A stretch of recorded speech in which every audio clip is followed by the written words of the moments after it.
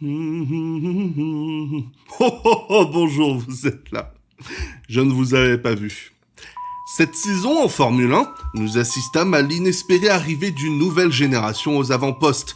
Un sentiment renforcé par une simple statistique. Il faut remonter à 2008 pour trouver un plus jeune top 5 au championnat du monde, avec un premier titre pour Lewis Hamilton, encore très jeune, accompagné des Kimi Raikkonen et Fernando Alonso, fraîchement titrés dans leur jeune carrière, et des Robert Kubica et Felipe Massa à l'avenir brisé. Mais rangez au placard vos Hamilton, vos Alonso, vos Vettel et Raikkonen fraîchement retraités en début de saison, puisque cette année, on va laisser place à des Max Verstappen, Charles Leclerc, George Russell et autres Lando Norris. Quoique, si en 2008, McLaren, Ferrari, BMW et Renault se partageaient le top 5 du championnat pilote, nos espoirs de voir la même chose se reproduire ont été noyés prématurément, tels des petits chatons dont Châtaigne vient de mettre bas et dont personne ne sait quoi faire. Ah, gna gna gna, tu ris de Noël avec tes métaphores macabres. C'est bon, c'est pas moi qui ai décidé que ça tomberait un dimanche Noël cette année. Pourquoi les jours fériés ça tombe toujours les dimanches ? Eh oui, Internet, cette saison était riche en promesses de pauvreté en dirty air. Après une réglementation 2017 élargissant les Formule 1 et les roues afin d'augmenter l'aéro et la vitesse en virage, la FIA avait accidentellement amplifié le phénomène des perturbations aérodynamiques. Et il était devenu presque impossible de suivre un concurrent trop longtemps sans surchauffer sa mécanique ou abîmer ses pneus. Mais heureusement, nous avons un génie qui s'est penché sur la question. Ross Brawn, dont on ne saurait compter le nombre de titres gagnés, était à la tête de ce projet. Et pour réduire les perturbations générées par les appendices aéros, quoi de mieux que d'amplifier l'effet de sol en créant plus de grippe grâce au fond plat. Et vraiment, nous pouvons être rassurés parce que s'il y a bien quelqu'un qui a lancé sa carrière avec la maîtrise des jupes à effet de sol chez Williams à la fin des années 70, c'est Ross Brawn.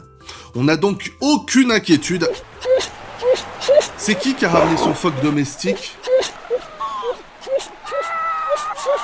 Ah bah bravo, c'est très mature, bravo, très drôle. Je marsouine des mains. Et oui, dans le jargon, ils appellent ça du marsouinage. C'est un phénomène assez connu pour n'importe quel ingénieur en aéronautique ou autre truc dans ces eaux-là, puisque l'effet de sol consiste à aspirer la voiture au sol en diminuant la pression d'air. Mais vient le moment où la voiture elle décroche, donnant ce rebond ridicule, douloureux pour les pilotes et qui rend la voiture forcément plus difficile à piloter en virage. On pourrait gueuler sur l'ami Ross Brawn, mais il y a des équipes comme Alpine, Alfa Romeo ou encore Red Bull qui s'en sortent parfaitement avec ça. Donc pour le coup, on pourra dire que ce sont les ingénieurs qui ont mal travaillé. Du moins, c'est ce qu'on veut nous faire croire chez Mercedes qui, comme tous les ans, sont favoris parce que c'est Mercedes. Sur une redoutable fin de saison 2021, enragé par le final d'Abu Dhabi à faire marcher une voiture sans gaspiller de jetons de développement, contrairement à Red Bull, qui apportait une amélioration par Grand Prix, à se demander comment il faisait pour ne pas dépasser le cap budgétaire. Quoi ? Pourtant, l'équipe semble sérieusement inquiète, mais ils pourront se reposer sur l'exceptionnel Lewis Hamilton pour mener la charge, car cette année, on accueille un petit nouveau, George Russell. Après 3 ans à galérer dans une Williams et à sortir quelques miracles, le Britannique aux yeux de princesse a enfin sa chance au sommet et une revanche à prendre sur sa seule opportunité dans une Mercedes lors du Grand Prix de Sakir 2020. Mais le favori demeure Maximus Verstappenicius, fort de son numéro 1 fièrement arboré sur une Red Bull qui semble majestueuse, mais on n'en attend pas moins d'une voiture supervisée par Adrian Newey. À ses côtés, Sergio Pérez a à cœur de prouver qu'il est au niveau de CO de 2021 et que ses bas n'étaient dus qu'à une machine particulièrement capricieuse pour espérer continuer de jouer dans un top team après avoir passé 10 ans à surclasser des Force India.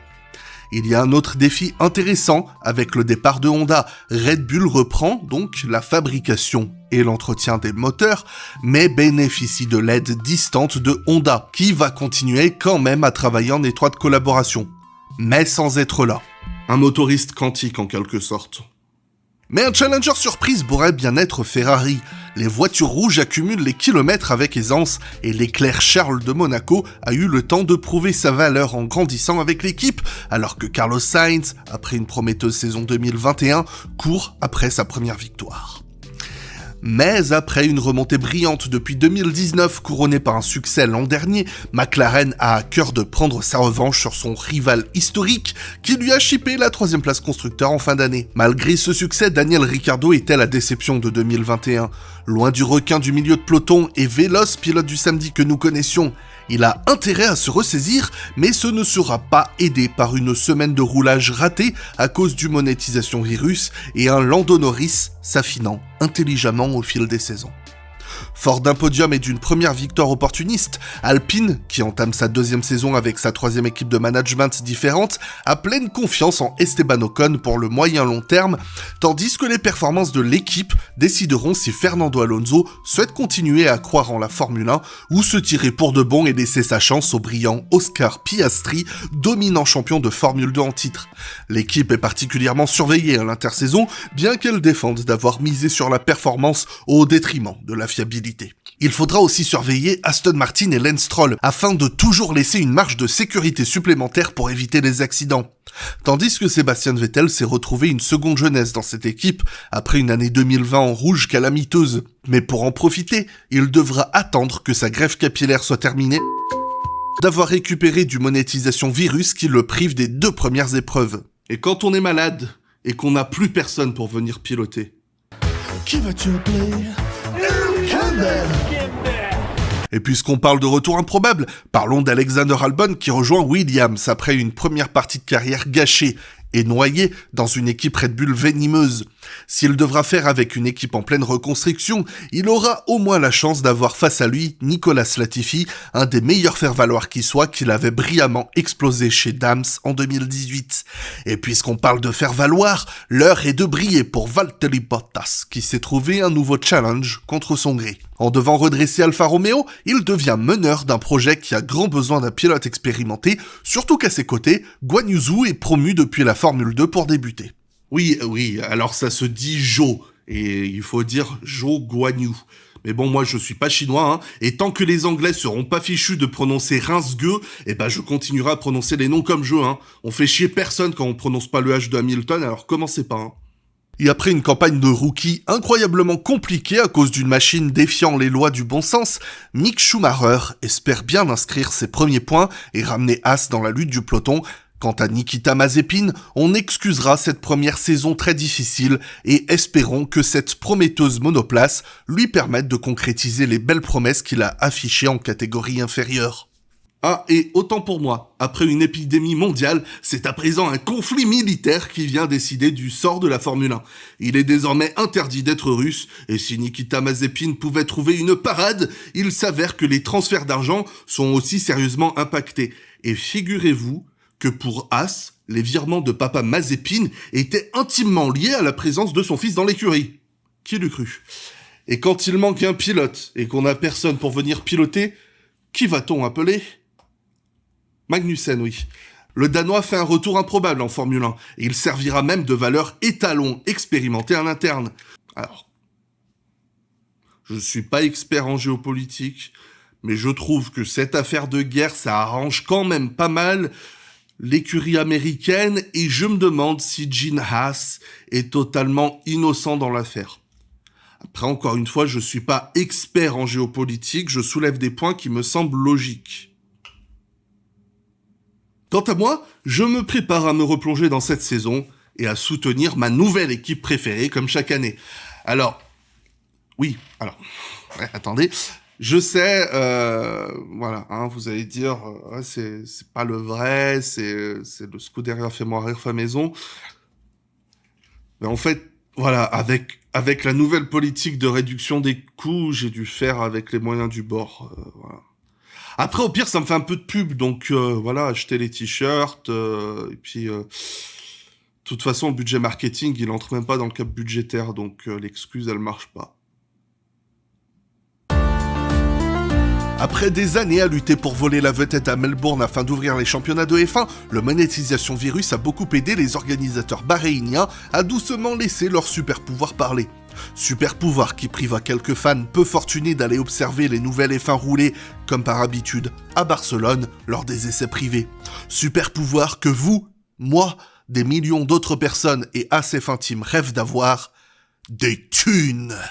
En qualification, Ferrari confirme les espoirs affichés pendant les essais privés, avec Leclerc et Sainz offrant une belle lutte pour la pole face à Verstappen. Les écarts sont minuscules à la fin du premier relais de Q3, mais lors de la dernière tentative, Charles Leclerc ressuscite la prouesse qui lui valait tant de crédibilité 3 ans plus tôt lorsqu'il prenait sa première pole. Le terrible scénario de 2019 se répétera-t-il ? Mais les inquiétudes sont grandes pour le monégasque qui partage la première ligne avec Verstappen, le champion en titre au statut controversé. Et oui, en effet, la FIA n'a pas manqué de rappeler le final honteux de 21 en publiant son analyse des événements de Abu Dhabi juste avant la qualif. Super timing. Après 3 mois de délibération, la FIA en a conclu qu'une erreur assez importante avait été commise dans le poste de direction de course. Bon heureusement qu'ils étaient là pour nous le faire remarquer.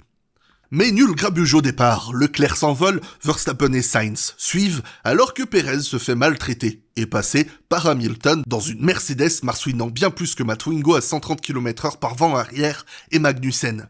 Les plus grands scientifiques débattent encore de la question de qui, entre Magnussen et Haas, a fait le comeback le plus inespéré, mais Checo ne tarde pas à reprendre logiquement ses positions. Et si Hamilton démontre que la Mercedes manque cruellement de rythme, Russell s'illustre en remontant d'une décevante qualification, alors que la lutte entre Leclerc et Verstappen réjouit les spectateurs. Une lutte féroce et maligne, avec un Maximus acharné et un Leclercus acceptant de se laisser passer au virage 1 pour bénéficier du deuxième DRS et le repasser. Mais Charles n'a jamais semblé menacé, gérant son rythme et ses pneus mieux que n'importe qui, et le coup de massue pour Red Bull frappe. Équipé du moteur Red Bull Powertrain, qui n'est pas du tout un moteur Honda, l'Alpha Tauri de Pierre Gasly se range sur le bas-côté avec le capot moteur en feu. Oh merde, on a présenté les Alpha Tauri ? Oui, non, c'est vrai, tout le monde s'en fout de cette équipe. Juste après, Verstappen abandonne, imité par Pérez le tour suivant, son moteur se coupant en plein virage. Charles Leclerc retrouve la voie du succès en remportant son 3e Grand Prix en Formule 1 avec son premier hat-trick, pole position, meilleur tour et victoire, affirmant sa position de digne challenger à la victoire, et peut-être mieux. Malgré une belle qualification, Sainz a admis avoir eu du mal à trouver l'aisance qu'avait son coéquipier, mais il permet malgré tout à Ferrari d'enregistrer son premier doublé depuis Singapour 2019 et son premier doublé en début de saison depuis Bahreïn en 2010. Et depuis cette date, c'est le 6e doublé des Rouges. Désolé pour la piqûre de rappel, cher Tifosi. Hamilton prend un podium inespéré pour une équipe Mercedes qui a encore beaucoup de travail, juste devant George Russell. Magnussen valide sa 5e place, marquant les premiers points de Haas depuis la bataille d'A Marignan en 1515. Après un double défaut d'embrayage, les Alfa Romeo ont fait une sublime remontée et Valtteri Bottas démarre son partenariat avec l'équipe suisse en beauté, tandis que Zhou Guanyu ne se ridiculise pas en suivant le rythme de son chef de file tout au long de la course. Esteban Ocon remonte de loin après une qualif difficile et une pénalité pour accrochage avec Schumacher, et il devance Tsunoda qui quittait 2021 en grande forme, et Alonso, assez brouillon, termine 9e. Alors que son équipier brillait, Schumacher fut bien malchanceux et manquant peut-être aussi d'expérience, étant embarqué dans un incident au départ, puis il se fit dévorer pour la 10e place lors de la relance de safety car en fin de course. Mais il pourra toujours se rattraper à Jeddah, où il fut victime d'un terrible accident en course quelques mois plus tôt. Ah bah non. L'organisation du Grand Prix d'Arabie Saoudite était des plus inquiétantes en 2021, avec des commissaires de piste perdus et un tracé angoissant quant aux conditions de sécurité du tracé. Oui, Jean-Michel, rouler à 300 km/h, c'est dangereux, je suis d'accord, mais quitte à ce que ce soit dangereux, pourquoi s'embêter à renforcer les châssis, les casques et autres équipements de sécurité ? Le but, c'est de minimiser le risque. Et même s'il est presque impossible que quelque chose arrive, on ne voudrait pas voir une voiture qui touche un mur et rebondisse en piste, cause un carnage et qu'un pilote dans une épave accidentée se fasse percuter de plein fouet là où la voiture est la moins résistante. Non mais ferme-la, ça c'était en Formule 2, ça compte pas. Mais les organisateurs ont appris de leurs leçons et revu quelques virages, notamment à l'entrée d'un virage rapide à l'aveugle, ils ont ajouté un miroir pour que les pilotes vérifient qu'il n'y ait pas de danger avant de tourner. Oui, je sais, désolé, je fouille une ambiance de merde avec mon cynisme macabre. J'en suis désolé, donc je vous propose qu'on parle directement du déroulement du week-end. À cause d'événements extérieurs au sport qui ont réjoui les médias alarmistes, les essais libres d'eau sont repoussés de quelques minutes. Le GPDA, l'association des pilotes, organise une réunion d'urgence. Dark Dominicali, l'empereur de la Formule 1, accompagné de ses mignons, les directeurs d'équipe et les organisateurs du Grand Prix, deviennent pilotes de Formule 1 pour l'occasion et s'invitent à cette réunion. Au bout d'un long échange, on nous informe que tout va bien. Le professeur Dumbledore, Gandalf, Merlin et la fée Morgane sont passés pour lancer des sorts de protection autour du tracé de Jeddah, qui est devenu subitement l'endroit le plus sûr du monde. Qui plus est, un peu de bon sens nous rappelle qu'un événement de Formule I nous avait prouvé il y a quelques années qu'intercepter des missiles pendant une épreuve sportive internationale était parfaitement sans danger. Bon là, les missiles, ils ont pas été interrompus, mais c'est pas voilà. Ils ont quand même réussi à me faire parler de Formule I dans ma review, hein. En vrai, soyons de bonne foi. Ils prennent quand même soin de leurs pilotes. Regarde, ils ont annulé le Grand Prix de Russie. Comme Bahreïn l'avait démontré, nous nous dirigeons vers une lutte Ferrari-Red Bull et après un 0 pointé avec double abandon, cette dernière revient avec un avantage en ligne droite effrayant, 7 à 8 km/h plus vite que les voitures rouges qui compensent énormément dans le secteur 1, plus sinueux avec une machine réglée avec beaucoup plus d'ailerons. Et cette différence d'approche sur un tel circuit se traduit par des faiblesses et des forces qui se compensent de chaque côté pour chaque équipe. Mais là où Max souffrait à mettre ses gommes en température, c'est Checo Pérez, à la surprise générale, qui mouche la pole position, collant plus de 2 dixièmes au néerlandais à la régulière, du jamais vu en Formule 1 depuis que Daniel Ricciardo était un candidat sérieux au podium. Autre grosse surprise, Hamilton, avec qui on a tenté une approche de réglage extrême, se retrouve bloqué en Q1 pour la première fois depuis le concile de Nicée en mai 325. Pérez, l'expert du dimanche subitement devenu vainqueur du samedi, prend un bon envol, mais hélas, une safety car vient ruiner ses chances, le faisant tomber 4e et permettant à Verstappen de prendre sa revanche sur Leclerc pour la victoire. Le champion en titre l'emporte devant le Monégasque à la fin d'une nouvelle lutte absurde pour le DRS. Il emporte avec lui la première victoire d'un moteur Red Bull qui, je le rappelle, n'est pas du tout un moteur Honda. Au championnat, Leclerc creuse un petit peu plus l'écart sur Sainz, mais avec 59 Grands Prix dans la saison, difficile de savoir si ça aura la moindre importance à l'heure actuelle. Ce qui est sûr, c'est que Ferrari conforte aussi sa place de leader, alors que Red Bull ouvre son compteur. Sainz est donc 3e devant Pérez, et Russell sauve les gros petits points pour Mercedes, après une course solitaire en 5e place. Nous assistâmes à une lutte musclée entre les pilotes alpines, Ocon refusant de céder face à Alonso, mais ce dernier l'emporte. Mais c'est la mécanique qui a décidé de donner les points de la 6e place aux Français. Norris prend les premiers points de McLaren, totalement inespéré après un Grand Prix de Bahreïn absolument anonyme pour les deux pilotes. Gasly se bat dignement pour terminer 8e devant Magnussen qui a tenu bon face à Hamilton. Quand on a passé 1 an à voir Hamilton se plaindre de Mazepin qui sait pas respecter les drapeaux bleus, ça a un côté quand même assez cynique de voir une As lui tenir tête en piste. Pour la première fois depuis le monétisation virus, la Formule 1 voit le retour du Grand Prix d'Australie à Melbourne, sur l'atypique tracé dessiné au cœur de l'Albert Park, pour le coup retaillé à neuf afin de l'adapter aux Formule 1 modernes, avec une course jadis passionnante devenue chiante ces dernières années. La FIA eut aussi la sagesse de retirer une de leurs 4 zones de DRS prévues et faire quelques rappels aux pilotes sur les mesures de sécurité quant à leur équipement. Vettel fait partie de ceux qui n'apprécient pas qu'on leur dicte quelles caleçons porter sous sa combinaison, tandis que Lewis Hamilton défend que l'infime risque que présentent ces piercings ne sont rien face à la gêne de devoir les enlever. Ah, cette éternelle dissonance cognitive sur les inconvenances que posent les impératifs sécuritaires et leur louange chaque fois qu'ils se révèlent efficaces. Mais si une équipe surprend, c'est Alpine, et plus particulièrement un de leurs pilotes, un quadragénaire qui, passé 2021, a démontré qu'il a toujours autant de vigueur que dans les années passées au sommet. Un Espagnol tournant incroyablement peu vite en début de Q3 avec le meilleur temps dans le secteur d'eau. Et ce pilote, c'est Fernando Alonso.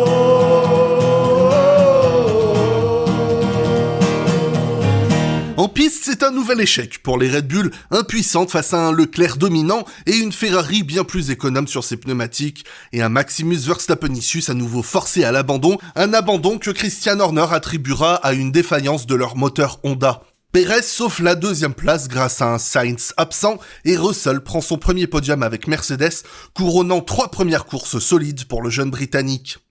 Hamilton, privé de podium par une safety car en fin de course, termine 4e devant les McLaren, sauvant bien mieux les meubles que les huissiers venus saisir les tables basses chez Force India, avec Norris, qui est 5e devant Ricciardo. Ocon conclut un week-end décevant pour Alpine, au vu des promesses qu'Alonso affichait plus tôt.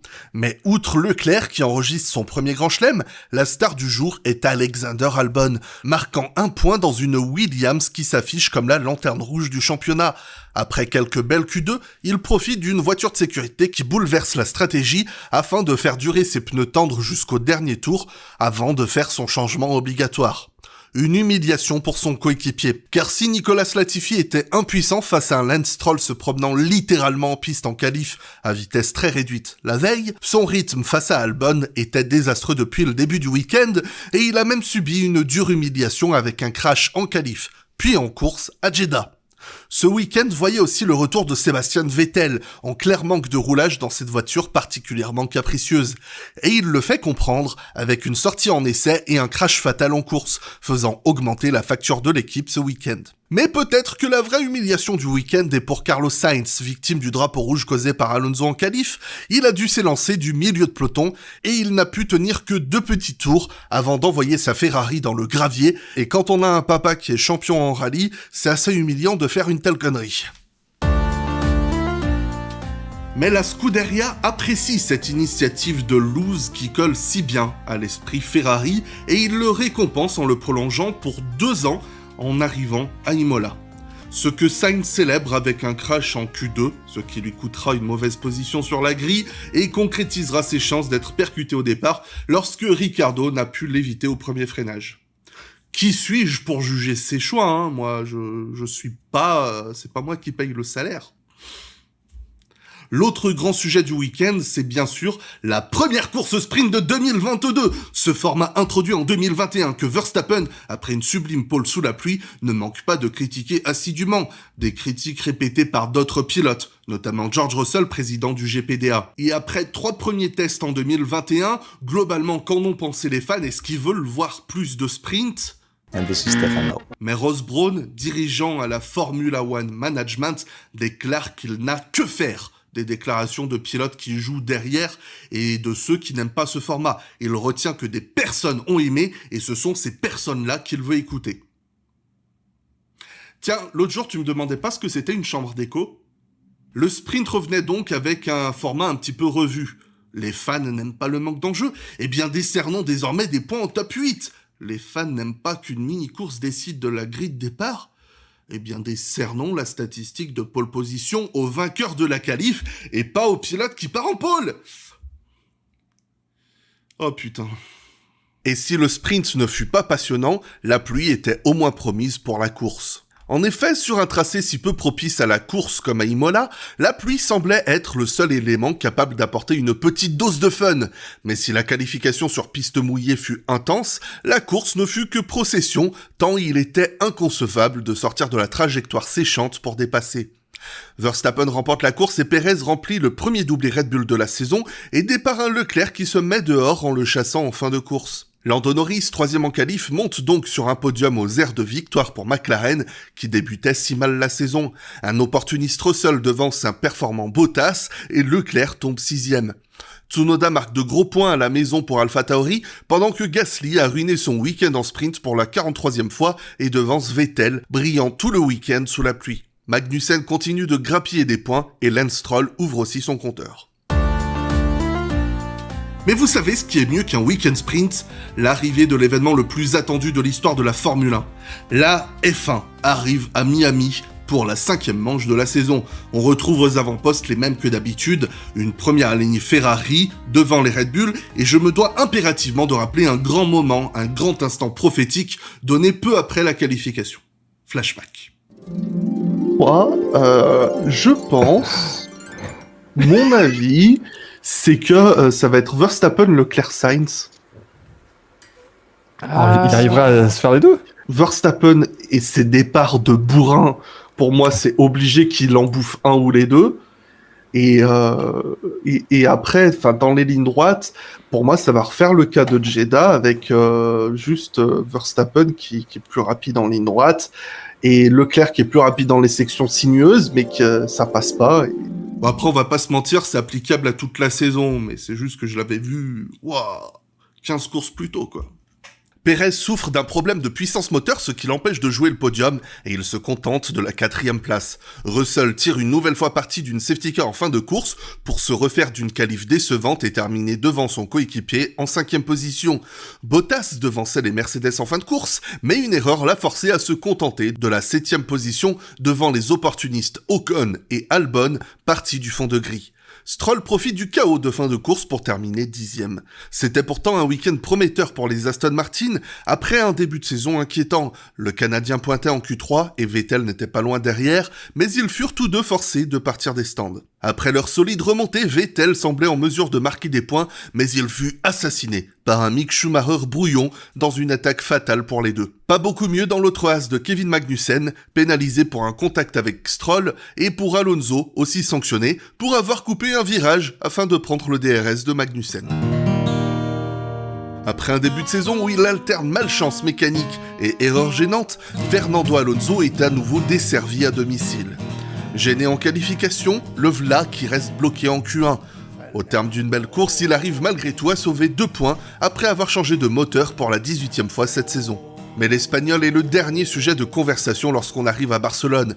Après ce début de saison en demi-teinte, Aston Martin fait polémique en revoyant totalement son concept de châssis et gagne le surnom de Red Bull verte. Mais contrairement à la Mercedes rose qu'elle fut en 2020, cette fois-ci, la performance est très loin d'être au rendez-vous avec un double 0 pointé. Leclerc domine le week-end avec un Verstappen souffrant d'une panne de DRS en qualif et un Carlos Sainz n'arrivant toujours pas à calquer son rythme de course. Russell, toujours opportuniste, en arrive même à taquiner les Red Bull alors que Hamilton est percuté au départ par Magnussen et les deux se retrouvent en queue de peloton. Mais alors qu'on se prépare à une nouvelle domination leclérienne, après que Sainz et Verstappen aient fait une petite escapade dans le bac à sable. Mais c'est le Power Unit Ferrari qui décide du sort du monégasque qui, cette fois, avait bien something strange with the engine. Bon allez, soyons sport, Verstappen aussi a eu une panne, égalité.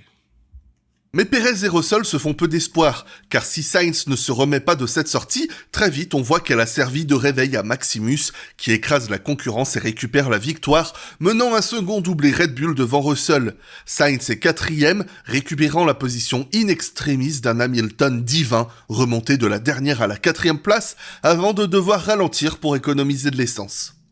Sur une stratégie audacieuse, Bottas continue de devancer Ocon, Norris et Tsunoda marque le dernier point après une intense lutte dans le ventre mou du peloton. Après 6 courses, Verstappen prend la tête du championnat, 6 points devant Leclerc. Il n'y a aucun doute, il y a lutte mondiale entre ces deux jeunes qui allumaient les pistes de karting et de catégorie inférieure. La petite surprise est George Russell qui devance la Ferrari de Sainz en 4e place et qui a 28 points d'avance sur son coéquipier. Aidé par son podium à Imola, Norris est l'improbable 7e du championnat, mais Bottas et Ocon, deux forces de régularité, sont juste derrière. Suite à une pole position non convertie sur un crash de fin de qualif l'an dernier, Leclerc prend une seconde pole à domicile, aidé cette fois par un crash de Pérez. Après un départ retardé à cause de la pluie et d'un problème électronique, Leclerc écrase à nouveau la concurrence, laissant Sainz bloquer les Red Bull contre son gré. Gasly et Vettel nous éblouissent dans le peloton avec moult dépassements en étant les premiers à chausser les intermédiaires. Mais devant, il semble que compromettre sa position en piste ne soit pas la chose à faire et qu'il vaut mieux passer directement en slick. Mais Red Bull n'a rien à perdre et ils utilisent Pérez pour justement passer les intermédiaires et mettre la pression à distance. Pour contrer le numéro 2 de l'équipe rivale, Ferrari contre-attaque naturellement en calquant sa stratégie avec Leclerc qui allait de toute évidence ressortir derrière le Mexicain.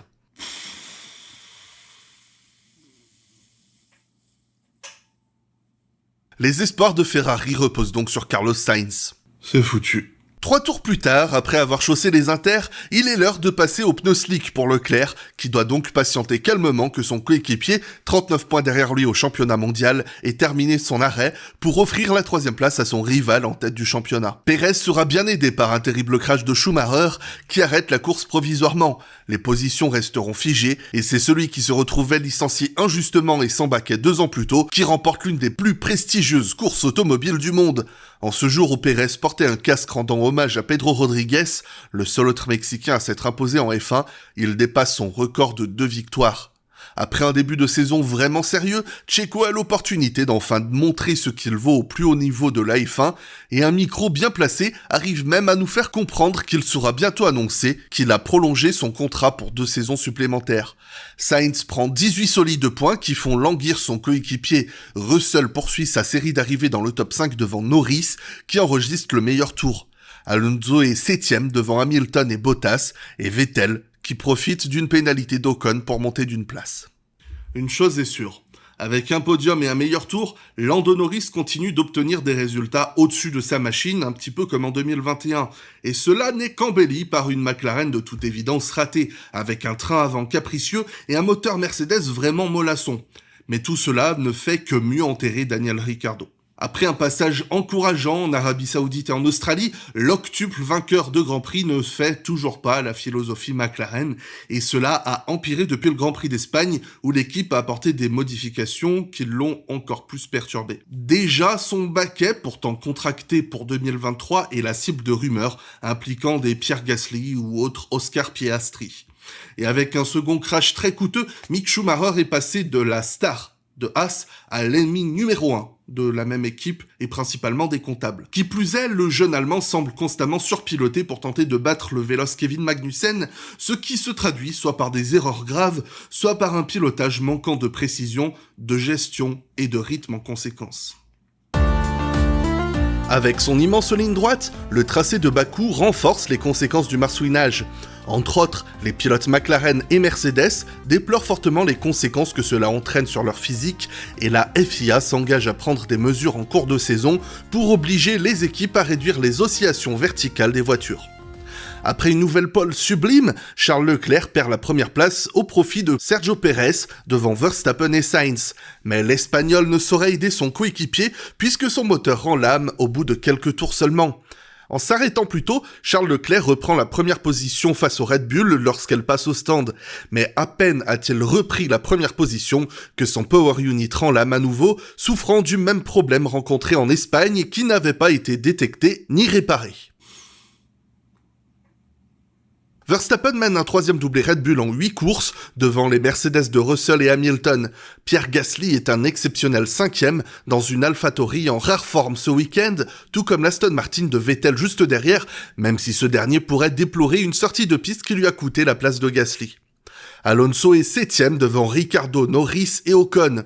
Grosse déception pour Tsunoda qui jouait de beaux points avant qu'un ennui de DRS ne ruine sa course. Avec une performante Aston, Stroll aura animé le week-end en se crachant 2 fois en qualif en moins de 2 minutes et en faisant une course parfaitement anonyme. Sous une pluie intense, Verstappen prend sans surprise la pole position au Canada.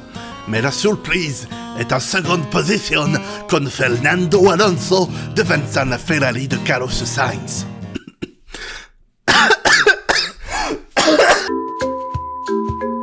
Sergio Pérez s'étant craché et abandonnant tôt dans la course, et Charles Leclerc étant déjà condamné à une pénalité de gris pour changement moteur, le duo espagnol est le seul espoir pour interrompre l'inquiétante série de 5 victoires Red Bull. Mais Carlos ne sera jamais en mesure de porter d'attaque, et Alonso est victime d'une défaillance de son Power Unit qui le fait chuter dans le classement, et un coup de zigzag de trop en ligne droite lui coûtera même une pénalité en fin de course. Maximus gagne sa 6e de l'année, en 9 courses, devant Sainz, Hamilton qui prend seulement son 2e podium de la saison, après que Mercedes ait enfin accepté son échec de conception et cesse d'expérimenter des réglages désespérés sur sa monoplace. Russell suit son coéquipier, alors que Leclerc remonte en 5e position, Ocon étant solide 6e devant Bottas, Zhou enregistre sa meilleure arrivée en Formule 1 au sommet d'un excellent week-end, Alonso est classé 9e et Stroll profite d'une voiture de sécurité tardive pour chausser des gommes fraîches et récupérer le dernier point à domicile. Voiture de sécurité causée par un exaspérant Yuki Tsunoda. Après une série de courses encourageantes, le pilote japonais se crache bêtement sur des pneus froids en sortant des stands. Le Canada marquait la première Q3 de Zhou Guanyu et la seconde fois consécutive où il battait Bottas en qualification. Après une arrivée fortement critiquée à l'intersaison, le Chinois a su imposer la réputation qu'il s'était construite en catégorie inférieure, celle d'un pilote solide sur les longs relais et qui souffrait peut-être trop de ses mauvaises positions en gris.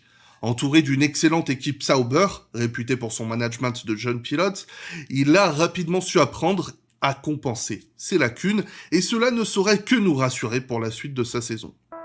Mais la suite de sa saison deviendra, pendant quelques minutes d'horreur, un concept macabrement hypothétique.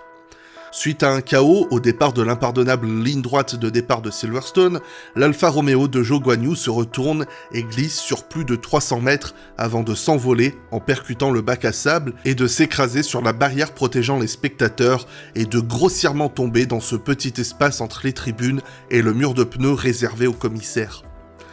Tout est conçu pour terrifier le monde de la F1, car en plus de l'incertitude de l'état de santé du pilote chinois, prisonnier dans une voiture coincée entre deux murs, les replays nous laissent comprendre que l'impensable s'est produit. Depuis plus de 50 ans, les Formule 1 sont équipés d'un arceau de sécurité obligatoire pour protéger les pilotes lorsque la voiture vient à se retourner. Naturellement, avec l'introduction des monocoques de sécurité, l'arceau est devenu partie intégrante de ce qu'on appelle la cellule de survie. Mais aujourd'hui, lorsque la voiture s'est retournée, l'arceau a cédé, et au lieu de retourner la voiture ou de laisser la voiture reposer en diagonale, elle a simplement glissé sur son halo. Mais une fois notre patience mise à rude épreuve, nous sommes rassurés sur son état de santé, tout comme sur celui de Alexander Albon, qui a subi coup sur coup plusieurs impacts violents. Alors que Alpine s'acharne à réparer la suspension d'Esteban Ocon, George Russell, qui avait été envoyé dans le décor, s'était précipité vers la voiture de Zhou. Mais si sa voiture était visiblement intacte, la FIA l'a empêché de prendre part à la relance puisqu'il avait quitté son baquet ailleurs que dans son garage et sa voiture a été remorquée par les commissaires de piste, ce qui la disqualifie. Carlos Sainz avait enregistré la première pole de sa carrière, profitant la veille d'une sortie de piste de Leclerc qui a imposé un drapeau jaune à Verstappen. Pour la première fois de sa carrière, l'Espagnol se trouve aux commandes d'une course qu'il peut gagner en toute légitimité. Et en 4e position, ah là là là là, Carlos Sainz, qu'est-ce qu'il nous a fait Carlos? Eh bien, il donne la première place à Max Verstappen. Mattia Binotto se dit non d'achat, mais qu'est-ce qu'il a fait mon Espagnol?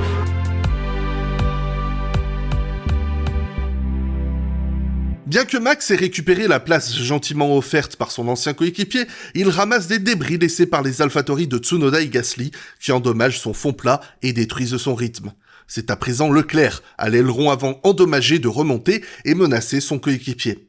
Mais le monégasque est incapable de lancer la moindre offensive, et voilà qu'un inattendu challenger se présente. Lewis Hamilton et Mercedes ont semblé redoutables tout le week-end, et Ferrari ne peut pas se permettre de perdre encore plus de temps et impose une consigne à Sainz qui s'écarte et offre la première position à Leclerc, lequel s'envole rapidement, creusant près de 4 secondes en 6 tours. Mais Ocon, auteur d'une superbe remontée après avoir été victime de fiabilité en qualif et du crash au départ, abandonne sa 8e place en bord de piste, provoquant une voiture de sécurité. Ferrari doit faire un choix. Hamilton a un arrêt gratuit au stand, puisque Perez est plus de 20 secondes derrière lui.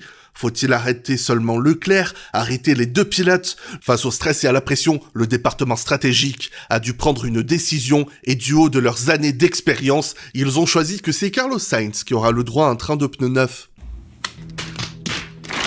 Salut Charles, c'est Giuseppe, tu vas bien? La safety car vient d'entrer en piste, du coup on va chausser des pneus tendres pour couvrir Hamilton. Pleine scie, on va faire le cappuccino. Est-ce que tu veux un cappuccino en attendant? Impuissant à la relance, Leclerc concède sa position à Sainz, mais offre toute la résistance possible à Hamilton et Perez. C'est le Mexicain, condamné au fond du classement après avoir subi des dégâts en début de course, qui montre le plus les dents et gagne la 2e position, alors que Hamilton sauve un podium à domicile avec le meilleur temps. Charles est 4e devant Nando, Norris et Verstappen. En 8e place, Mick Schumacher marque les premiers points de sa carrière au sommet d'une sublime remontée, suivi par Vettel et Magnussen, qui conclut la première double entrée dans les points de Haas depuis le Grand Prix d'Allemagne 2019. C'est donc un très beau jour pour les challengers. Si Sainz n'a pas été sous son plus beau jour à Silverstone, il a su être là pour prendre le résultat quand il le fallait, comme à chaque fois dans sa carrière pratiquement. Qui plus est, il n'est pas volé après une si belle carrière d'entrer dans le petit club de la centaine de vainqueurs en F1 et seulement le deuxième espagnol à réussir cet exploit. Côté Challenger, la pluie en qualif avait permis de relever quelques belles petites choses, comme un énième exploit de Lando Norris, 6ème, ou de Nicolas Latifi qui fait sa première Q3. Quoi? Latifi!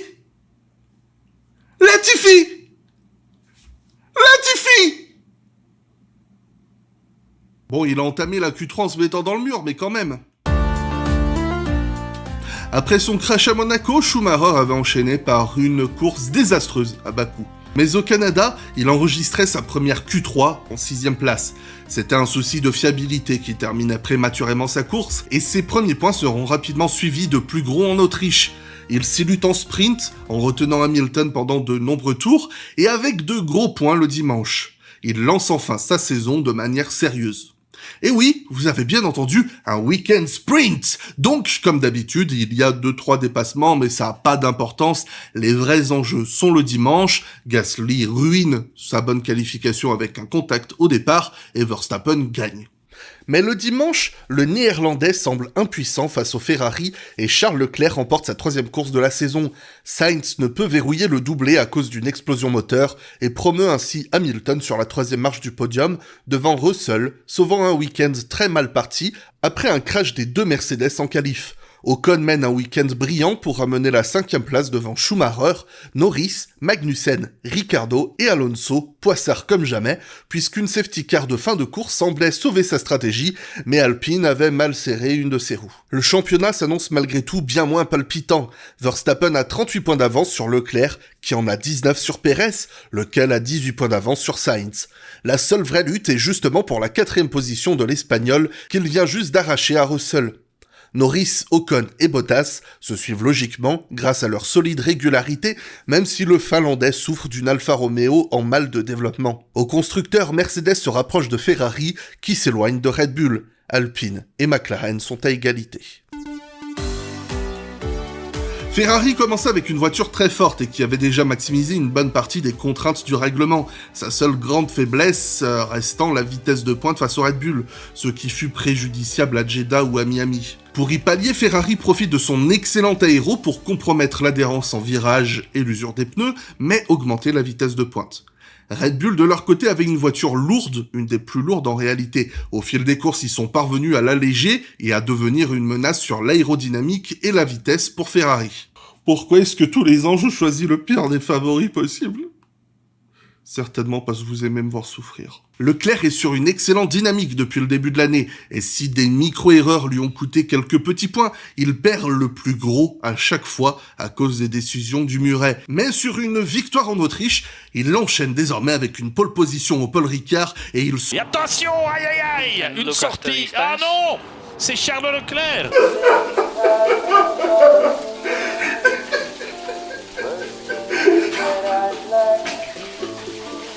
Verstappen ramasse une victoire facile, pendant que Hamilton et Russell font le premier double podium Mercedes. Sainz ayant été handicapé par une pénalité moteur et Pérez victime d'un bug de son affichage à la relance de la fin de Virtual Safety Car, ce qui lui a coûté un podium. Le duel Alpine-McLaren continue avec Alonso qui devance Norris et Ocon devançant Ricciardo. Stroll est 10ème sauvant un petit point face à son coéquipier après avoir causé un petit code marron à toute l'équipe dans le dernier virage du dernier tour. Il est vrai que Junior a plus d'une fois eu des moments où il a utilisé sa machine pour envoyer son coéquipier dans le décor, mais disons que là, c'est plus une incompréhension commune et nul doute que ce type d'incident ne saurait se reproduire à l'avenir entre eux. Leclerc ne perd pas espoir après sa terrible erreur en France, mais c'est un surprenant Russell qui chipe la pole position, couronnant un début de campagne exemplaire au sein d'un top team en difficulté. Sainz est 2ème devant le Monégasque, lequel remercie tous les dieux qu'il a priés, parce que à cause d'un ennui à qualif, Verstappen et Pérez partent 10e et 11e. La mi-saison attendue après la course promet d'être pleine de tension. 2 Red Bull lointaines, 2 Ferrari contre une seule Mercedes, la messe est dite. Enfin bon, Verstappen gagne devant les deux Mercedes, Sainz est 4 devant Pérez et Leclerc. Alors que le jeune Charles avait rapidement éclipsé son coéquipier à moitié endormi et s'était débarrassé d'un bien résistant Russell, le muret Ferrari a jugé audacieux de couvrir l'arrêt de Verstappen, alors 7ème de la course, pendant que Leclerc enchaînait les meilleurs tours en tête de course avec des pneus encore neufs. En plus de lui infliger en arrêt en plus, on l'a affublé de pneus durs qui s'étaient révélés désastreux dès les tours de mise en grille. Cela lui a permis de voir Verstappen le dépasser sans difficulté, faire un tête-à-queue pour le redépasser, histoire de bien l'enfoncer. Et vous savez quoi ? Tant qu'à faire, autant annoncer tout de suite qu'il aura une pénalité moteur à Spa. Vous voyez, ça peut toujours être pire. Avec près de 100% des contrats scellés pour 2023, l'habituelle silly season s'annonce assez ennuyante. Grâce au ciel, Latifi fait partie des pilotes qui n'ont pas de contrat et de nombreuses rumeurs envoient Oscar Piastri rejoindre Albon, alors que d'autres, plus fous, imaginent Nick De Vries faire un jour ses débuts en Formule 1. De Vries en Formule 1. Mais la piste Piastri dépend uniquement de Alonso. Voudra-t-il, ou non, accepter un contrat d'une seule saison seulement, avec un management qui veut vraiment promouvoir le jeune Australien pour 2023 ou 2024 ? Et la triste petite nouvelle est l'annonce de la retraite future de Sébastien Vettel. Alors, bon, là, ça va être la petite minute hommage, donc... Vas-y, tu vois, j'ai la guitare, on va jouer un petit air triste. Un peu de Evanescence, mais Immortal.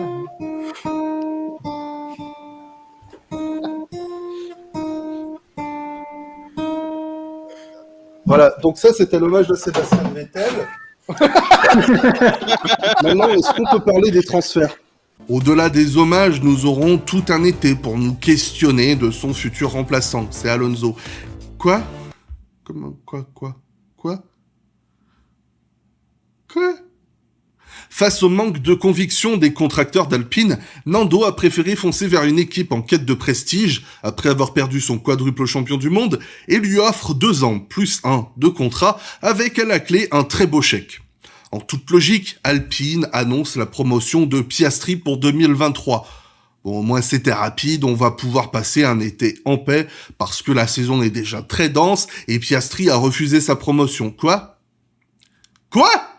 Bref, un mois d'août riche en procédures juridiques, non je parle pas de ce procès-là, qui révélera que le pilote australien avait déjà conclu un préaccord avec McLaren, ce qui lui était permis pour la simple et bonne raison qu'il n'avait jamais eu de contrat avec Alpine. Qui est le con qui a dit qu'on allait se faire chier déjà ? Oui, c'est moi. Malgré une pénalité moteur qui le fait partir 14e, la sublime victoire de Maximus à Budapest le laisse favori pour la victoire en Belgique. Sainz récupère une seconde pole sur tapis vert en conséquence, mais les Red Bull semblent imbattables et il ne peut rien faire face à Pérez, mais surtout Verstappen, dépassant au rythme moyen un concurrent par tour avant de prendre la tête et de gagner avec 17,8 secondes d'avance, en partant 14e. Non, mais faut continuer à y croire, hein. Charles partait 15e et il est bien remonté et finit 5. C'est juste qu'il avait dû faire un arrêt prématuré après avoir subi des dégâts. Et en fait, il finit 6e parce que Ferrari l'a arrêté dans le dernier tour pour prendre le point du meilleur tour, mais il a fait un excès de vitesse et subi 5 secondes de pénalité.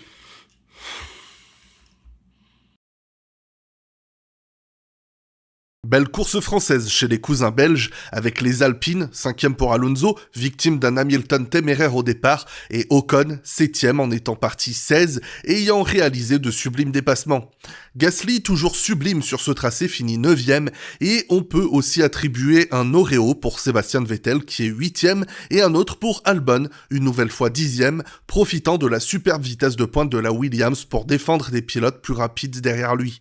Quant à son coéquipier, il s'est chargé de ruiner son week-end en terminant celui de Bottas au début de la course. Mercedes revient en forme sur quelques tracés demandant beaucoup de traînées à aéro et le circuit de Zandvoort semble être un terrain intéressant pour que George et Lewis tentent leur chance. Hélas, entre un drapeau rouge de fin de session et un Maximus imbattable, la pole et la victoire restent un fantasme lointain malgré des paris stratégiques qui auraient pu marcher avec des si. Comme par exemple, si Tsunoda avait su quoi faire de sa voiture après qu'il ait détecté une roue mal attachée. Ou un problème moteur, on sait plus, mais c'était juste très drôle. Dommage pour le japonais toujours malchanceux dans ses bons week-ends cette année et mauvais dans les autres week-ends. Russell prend la 2e place devant Leclerc alors que Hamilton a été condamné à chuter de la 1re à la 4e place devant Pérez. Alonso prend une sublime 6e place devant Norris, Sainz, qui a combiné malchance et course désastreuse, Ocon et Stroll qui prend un point après un sublime week-end. Oui, j'ai vraiment dit ça. Mais on pourra apprécier que si Ferrari n'a pas totalement mérité la pénalité pour avoir lâché Sainz dans les stands, l'Espagnol fut ignoré de la direction de course alors qu'il avait lancé un dépassement sur Ocon lorsque Bottas était arrêté juste à côté. On applaudira le pauvre Finlandais sur son 3e abandon consécutif et le 5e de la saison, confirmant la non-fiabilité de l'Alfa Romeo et les 5 autres de Joe, même si tous les deux ont eu un abandon à cause d'un incident de course. Avec une livrée spéciale pour le Grand Prix de Monza, Leclerc prend la 17e pole de sa carrière, mais, comme par habitude, les 5 positions de pénalité de Verstappen ne l'empêchent pas de l'emporter, aidé par une stratégie avec un arrêt de moins. Leclerc verrouille la 2e place et devance Russell et Sainz, Hamilton et Pérez, lesquels partaient du fond de grille suite à une pénalité moteur. Allez, c'est le moment de faire un focus sur un pilote. Alors pourrais-je parler de l'aberrante constance de Lando Norris qui finit 7e, les difficultés de Pérez depuis Bakou, l'ascension de Joe qui prend un point alors que les Alfa Romeo continuent de sombrer dans la hiérarchie, Schumacher qui faisait une course sublime et continuant une série forte alors que Magnussen est celui en difficulté comme l'illustrait sa sortie de piste à Zandvoort. Mais non. On va parler d'un pilote dont la simple accession en Formule 1 est l'anomalie d'un système pourtant méritocrate. Voyez-vous, Alex Albon est une de mes belles surprises de 2022. Le pilote thaïlandais confirmait la pointe de vitesse démontrée en catégorie junior. Hélas, à de trop rares occasions en Formule 1 chez Red Bull. Mais cette année, il a constamment transcendé le meilleur d'une Williams médiocre, la plus faible puissance du plateau. Après, sur le tracé de Monza, où l'absence de traînée aérodynamique est une force, Williams était justement attendu en grande forme. Donc c'est pour ça, toute cette introduction pour vous parler de Nicolas Latifi. Après que Albon ait contracté l'appendicite, Williams appelait Nick De Vries, encore chaud de son roulage en essai libre 1 avec Aston Martin pour prendre le volant. Et non seulement le petit néerlandais arrivait en collant 2 centièmes au grand canadien, mais en plus de ça, il a su se battre dans le peloton, se défendre et avoir un rythme sérieux pour prendre 2 points. Alors évidemment, aucune annonce pour 2023 à l'heure actuelle, mais il y a aucun doute, Latifi va dégager. Voilà. Certains affirment même qu'il va pas finir la saison. Voilà. Mais De Vries ne prendra pas la place de Latifi car la silly season renaît. Alpine va racheter le contrat de Pierre Gasly et sera remplacé par le néerlandais.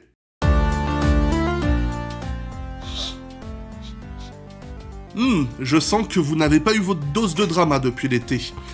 Eh bien alors que 2021 est presque totalement enterré, on est en automne 2022, que diriez-vous de découvrir que Red Bull enfreint le cap budgétaire? Ce truc fait pour réduire drastiquement les coûts et permettre de réduire les écarts entre les meilleures équipes et les autres. Bien évidemment, la polémique s'intensifie et il n'est pas exagéré de penser que la sanction de réduction de temps de soufflerie et de 7 millions de dollars d'amende, elle fait polémique. Leclerc égale les 18 pôles de René Arnoux à Singapour, ce qui l'an dernier était un record de nombre de pole positions sans avoir le moindre titre mais qui avait été battu par Bottas. Verstappen, victime d'un mauvais calcul d'essence en qualif, partira 8ème, mais bon, comme d'hab, il reste le favori. Mais au départ retardé à cause de la pluie, c'est Pérez qui s'envole le mieux et passe devant Leclerc. Derrière, Albon perd le contrôle, mais la loose Williams est comme toujours monopolisée par son voisin de garage. Latifi ferme la porte à Joe, ce qui envoie les deux au tapis et provoque une safety car. Derrière, on est surpris de voir une lutte entre 4 immenses champions, Alonso, Vettel, Hamilton et Verstappen. Pérez semble avoir ses chances, alors que Russell tente de passer en intermédiaire, mais perd pratiquement 10 secondes au tour avant d'enchaîner les bêtises, accrochant Bottas puis Schumacher. Une fois la piste à ses cesses, pour passer en pneus slick, Leclerc fait illusion grâce à une voiture qui monte plus facilement ses pneus en température. Dans le peloton, Verstappen et Hamilton démontrent leur désespoir avec quelques erreurs et sorties. Le Mexicain ne sera donc pas inquiété et remporte une sublime 2e victoire cette année devant les Ferrari. Norris récupère la 4e place et Ricciardo, profitant de la safety car causée par un autre accident de Tsunoda, lui permet d'avoir un arrêt gratuit et de sauver sa minable 16e place sur la grille. Stroll, profitant aussi de la voiture de sécurité pour passer Verstappen, Vettel et Hamilton, termine devant eux, alors que Gasly sera bien frustré de sa 10e place, causée par une stratégie très mal timée. Max peut convertir sa pole et espérer que Leclerc ne termine pas 2e pour enregistrer son second sacre en Formule 1. Mais la pluie ne nous quitte pas au Japon, et le premier tour est chaotique, laissant les doutes et les espoirs de voir du suspense montrer le bout de leur nez. Mais les F1 22 génèrent énormément de projections d'eau, et après que Zhou ait perdu le contrôle et que Sainz ait fait sa visite habituelle par le bac à gravier, la safety car doit entrer en piste. Gasly ramasse une pancarte promotionnelle, ce qui le force à repasser au stand. Le tour d'après, alors qu'il rattrape le groupe qui est derrière la voiture de sécurité, il est surpris par un tracteur en piste, lui rappelant l'horrible souvenir de la perte de son camarade Jules Bianchi dans les mêmes conditions. Bien évidemment, il sera pénalisé en conséquence. Bon. La question qui se pose, c'est si jamais il s'était bouffé le tracteur dans la gueule, comment la FIA aurait pu le sanctionner ? Parce que Bianchi, il l'avait jamais sanctionné de mémoire, et ils avaient dit qu'il roulait trop vite. Donc, un petit peu inconstant toujours dans leurs sanctions, je trouve. Après l'entrée du drapeau rouge, nous voilà avec des flashs de Spa 2021, avec un départ qui se fait attendre. Mais lorsque la course est enfin lancée, on comprend qu'une petite vingtaine de tours restent avant la fin du temps réglementaire et que les points ne seront pas entièrement distribués. Surtout avec un nouveau système qui a été introduit cette année, personne ne comprend rien. Voilà. Mais bon, cette course récompense les plus agiles sous la pluie sur ce tracé de vrais pilotes. Maximus domine comme jamais avec 27 secondes d'avance sur Leclerc et Pérez. Ces deux-là s'étant frités jusqu'au drapeau à damier, mais Leclerc a perdu sa place parce qu'il a été pénalisé, parce que voilà. Il en sera de même pour Ocon, toujours très bon sous la pluie, qui retient magistralement Hamilton pour prendre la 4e place. Voilà, donc Hamilton 5e, on continue avec les vrais bons pilotes sous la pluie sur des vrais tracés de pilotes. Vettel fait un photo finish avec Alonso. Latifi devance Norris. Latifi! Vrai pilote! Latifi!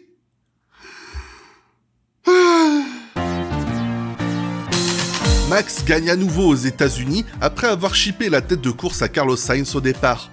Il dut affronter des rivaux rapides et un arrêt au stand problématique, mais c'est une superbe façon de célébrer son titre de pilote. Ah oui, parce qu'il a gagné le titre au Japon, mais on l'a su dans le parc fermé, personne n'était sûr, donc aucune raison de s'attarder dessus, quoi. De la grande Formule 1 comme on l'aime. Et sur une note plus grave, avant la qualification, nous apprenions la disparition de Dietrich Mateschitz, l'entrepreneur qui cofondait la marque Red Bull et qui a une histoire riche en Formule 1, de ses premiers sponsorings avec Berger à la fin des années 80, à l'achat majoritaire de Sauber au milieu des années 90, puis à la création de l'écurie dans les années 2000, avec ensuite une écurie junior qui aidait de nombreux pilotes à arriver en Formule 1 ou à briller dans leur carrière. Sur les pilotes en activité, on pense bien sûr à Sébastien Vettel et Max Verstappen, mais aussi à Yuki Tsunoda, Pierre Gasly, Carlos Sainz, Sergio Pérez, Daniel Ricciardo ou encore Alexander Albon. C'est en son nom que l'équipe verrouille dimanche le titre constructeur grâce à la 4e place de Pérez. La course est aussi marquée par la collision entre Stroll et Alonso en pleine ligne droite. Après avoir rebondi sur ses miches et s'être retrouvé en queue de peloton, le futur équipier de Lance ne semble pas contrarier le moins du monde et ramène sa machine en morceaux au garage et repart. Il mène un brillant, long et dernier relais, passant ses rivaux, et le voilà qui termine 7e. Bon, après, il sera plus ou moins pénalisé et tout, mais ça sera réannulé et on va pas s'attarder dessus, passer n'importe quoi. Derrière, Sébastien Vettel avait enregistré une excellente 4e place sur la grille et mené ses derniers tours en tête en Formule 1. Mais un problème au stand le fait terminer par une passe d'armes sublime contre Magnussen qui marque les premiers points de Haas à domicile depuis 2016. Russell fut pénalisé pour avoir envoyé Sainz dans le décor au départ, mais si ce n'était pas pour Stroll, le prix Maldonado aurait été distribué à Bottas, alors en lutte pour 2 beaux points, mais qui s'est tanké tout seul dans le bac à gravier. Mais Bobo se rattrape au Mexique. Parti 6e, il laisse soigneusement passer Alonso au départ et n'oppose aucune résistance à Ocon plus tard dans la course pour être sûr de voir l'arrivée. C'est ça, laisse-le bien passer, surtout. Les Mercedes semblent enfin capables de jouer la gagne. Bon, c'est la 800e fois cette année, mais cette fois on sent que c'est la bonne. Non, je déconne. Max gagne devant Hamilton, Perez et Russell. Les Ferrari étaient bien à la ramasse ce week-end, et Sainz termine à 40 secondes du podium, juste devant Leclerc. Bénéficiant d'une stratégie bien pensée, Daniel Ricciardo offre de sublimes dépassements pour finir 7ème. Mais au début du week-end, il l'annonçait. Il n'y aura pas de Honey Badger en Formule 1 l'an prochain et cette remontée sublime ne saurait dissimuler une autre qualification médiocre et un accrochage avec Tsunoda. Ocon est 8ème devant Norris et Bottas. Alonso aurait pu conclure avec un bon résultat, donnant un matelas d'avance à Alpine au championnat, mais bon, ils avaient prévenu qu'ils misaient pas sur la fiabilité, hein. Le Brésil nous impose un autre sprint cette année. Mais au moins, on a une qualif sous la pluie, ce qui pourrait provoquer de belles surprises. Et qui dit pluie, dit stratégie, et qui dit stratégie, dit Leclerc là dans le fion et sera condamné à la P10. Dans cette session intense, où l'erreur est interdite, n'est-ce pas George Russell? C'est Kevin Magnussen qui s'en sort le mieux et enregistre la pole. Après un début de saison brillant, Haas n'a jamais pu développer correctement sa machine, mais le pilote danois a pratiquement toujours répondu présent, faisant profiter l'équipe de son expérience et de sa vitesse magistrale que si peu de personnes arrivent à voir en lui. Ce retour improbable est donc couronné d'une manière totalement absurde, improbable mais magnifique. Et c'est pour ça qu'on aime la Formule 1. En sprint, il s'effondre logiquement, mais là où Maximus était favori, c'est Russell, 3ème sur la grille, qui se paie le scalp du numéro 1, suivi par Sainz et Hamilton. Il y a une carte à jouer pour Mercedes, parce que Red Bull a bel et bien des difficultés. Et du départ aux différentes relances de safety car, Georgie Boy Russell n'a fait que démontrer les multiples raisons motivant les louanges qui l'ont accompagné tout au long de sa jeune carrière. Une maturité exemplaire et, de toute évidence, on l'a vu cette année en Hongrie, on l'a vu à Sakir en 2020, un pilote conçu pour mener et gagner des grands prix. Ce ne sera que leur seule victoire cette année, mais Mercedes le fait avec la manière, avec Hamilton qui verrouille le doublé.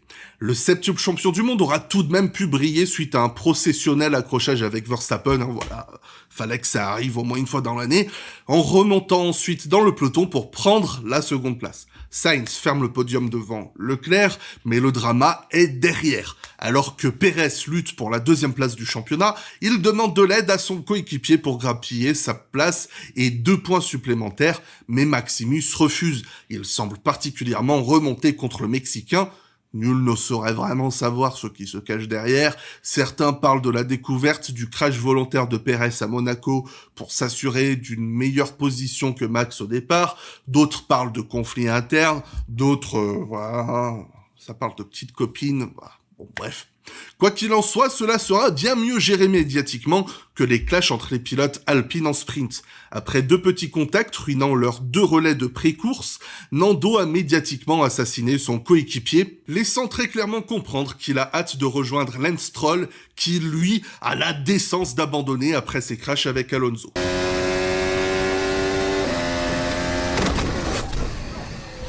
Kevin Magnussen and now Alonso going into Stroll. Don't know how much damage I have. Et en parlant de Lance, eh bien, il semble vouloir poursuivre ses ambitions destructrices. Lance Stroll, Lance Stroll, Lance Stroll, Lance Stroll, Lance Stroll n'aime vraiment pas Sebastian Vettel. Et pour conclure, Kevin Magnussen, qui était le premier poleman de l'histoire à ne pas partir en pole position et le premier poleman à partir 8ème, vit son exploit enterré au premier tour par Daniel Ricciardo. Mais de son propre aveu, il aurait été difficile, voire impossible, de sauver autre chose que ce petit point marqué en sprint. Et pour rappel, la pole position, c'est très littéralement la position de la pole. À savoir, la pole, c'est la première place sur la grille. Donc finir premier en qualification ne garantit pas la pole position. On l'a vu à Spa-Francorchamps, Verstappen finit premier en qualif, mais la pole revient à Sainz, puisque c'est Sainz qui part en pole premier. Mais avec le format sprint, on décerne désormais la pole position au gagnant de la qualif. Ça n'a aucun sens. Ah, t'as fait ta blague de merde, t'es content ? Après la superbe manche brésilienne, la Formule 1 fait sa traditionnelle course d'exhibition à Abu Dhabi, après avoir tenté quand même en 2021 de donner l'issue d'un championnat du monde, mais il s'est avéré que c'était quand même assez conflictuel. Désormais, retour à la normale, même si le championnat quand même il va décider de la 2e place du championnat pilote entre Pérez et Leclerc, et même Russell, mathématiquement il peut la jouer, ainsi que la 6e place constructeur entre Aston et Alpha. On notera d'ailleurs que c'est une lutte qui a gagné bien plus d'attention que le sacre de Verstappen au Japon, mais bon. Maximus gagne un total de 15 courses cette année, un record absolu sur une saison, éclipsant les 13 de Schumacher et Vettel. Leclerc sauvegarde la 2e place mondiale après une belle course de gestion où Pérez ne convertit pas une stratégie plus agressive. La 4e position de Sainz ne lui suffit pas à reprendre la 4e place de Russell au championnat mondial, lequel est un petit peu mais pas du tout trop non plus aidé par l'abandon en fin de course de Hamilton. Norris conclut une sublime saison en 6e position, constamment meilleur des autres même quand sa machine ne semblait pas lui le permettre, devant un Esteban Ocon tout aussi constant, bien que moins flamboyant que son coéquipier Fernando Alonso, dont la course s'est interrompue prématurément. Avec une bonne stratégie, Stroll et Ricciardo sauvent les 8e et 9e places, le premier devenu spécialiste des sauvetages de week-end grâce aux 2e parties de course, et l'autre bien trop pathétique pour que l'on se désole de le voir quitter, provisoirement ou non, le monde de la Formule 1. Car oui, certains aiment voir dans ces 2 médiocres saisons la mise en évidence absolue du vrai niveau de Ricciardo, mais impossible de croire qu'un pilote soit un jour arrivé à un tel niveau du sport automobile, ait effectué de si belles prouesses en qualif, démontré des passes d'armes légendaires et, à la surprise de tous, démontré ses capacités de vainqueur de Grand Prix à 8 reprises. On l'a vu plus d'une fois ces dernières années. On ne gagne pas des courses que par hasard en Formule 1. Il faut un mental et un talent de vainqueur. Seulement, les pilotes sont humains et donc faillibles, et peut-être que tous ont une date de péremption. Ou presque. Mais on l'a souvent vu aussi avec un quadruple champion du monde. Pourtant, cette année, Vettel a tout sauf démérité. Dans une machine aux performances fluctuantes, il a souvent su réaliser quelques belles surprises en qualif et fut une force puissante du ventre mou du peloton à se battre avec hargne, à nous rappeler les plus grandes heures de sa jeunesse. Rares sont ceux qui ont autant gagné que lui, et nous disons adieu à une des plus grandes stars du sport, à moins qu'il ne soit inspiré dans quelques années par Nando Alonso qui prendra sa place. Le double champion du monde a rappelé certains des pires aspects de son personnage cette année, mais aussi le meilleur, avec des courses fracassantes. Mais sa capacité à attirer le malheur partout où il passe peut inquiéter ses fans, alors que son palmarès de voir les équipes qu'il quitte grandir peut encourager les fans d'Alpine, qui part avec un duo français de 2 pilotes désormais bien expérimentés, tous deux riches d'une victoire opportuniste, et avec un nouveau challenge palpitant à suivre.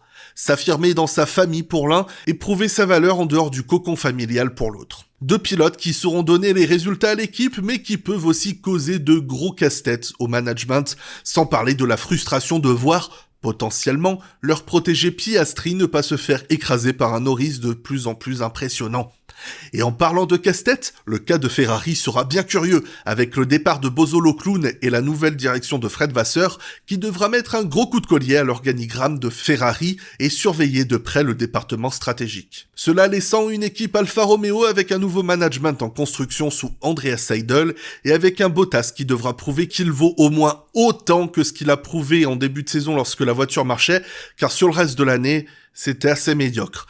Car en face, Zhou est un rookie certes sérieux, studieux et professionnel, et il a parfaitement démontré qu'avec cette approche, il sait parfaitement compenser le talent naturel qu'a le Finlandais volant. Un scénario presque similaire chez AlphaTauri qui se réjouit d'avoir shippé un pilote Mercedes pour prouver l'efficacité de son système avec un mature Nick De Vries faisant ses débuts inespérés et faisant déjà figure d'autorité face à un jeune et rapide Yuki Tsunoda qui doit sérieusement se reprendre en main et arrêter les mauvais week-ends. Car les mauvais week-ends auront bien occulté les très bons de Mick Schumacher chez Haas cette année. Si le jeune Allemand a fait de grosses bêtises en piste, il semble que la pire fut de sortir des bonnes grâces de Gunther en cherchant à gratter une place chez Aston puis chez Alpine. Cela permet de signer le retour de Hülkenberg en tant que titulaire aux côtés de son vieil ami Magnussen. Et après une sublime saison d'ouverture chez Mercedes, Georgie n'est plus Boy Russell et il devra, au minimum, continue à suivre de très près Hamilton et soigner son approche brouillonne en roue contre roue. Quant à Lewis, il s'est fixé pour mission de ramener son équipe familiale au sommet pour pouvoir jouer à nouveau là où il le mérite. Car la tendance a définitivement changé. Maximus est le numéro 1 absolu de la Formule 1. Si Red Bull parvient à surmonter les sanctions plus ou moins sévères reçues pour l'an prochain, il est certain qu'il sera difficile de venir les chercher. Contrairement à Formule Blabla Corp Limited, les mystères sont riches. Mais la passion est toujours là, et si l'année n'a pas été la plus facile non plus pour Formule Blabla, soyez sûr que de belles choses sont promises pour 2023, sur les 2 tableaux, bien évidemment. Le mot merci définit un concept bien pathétique face à la gratitude que je souhaite vous exprimationner, alors je vous fais un bisou virtuel sur toutes vos joues, et je vous souhaite un joyeux Noël.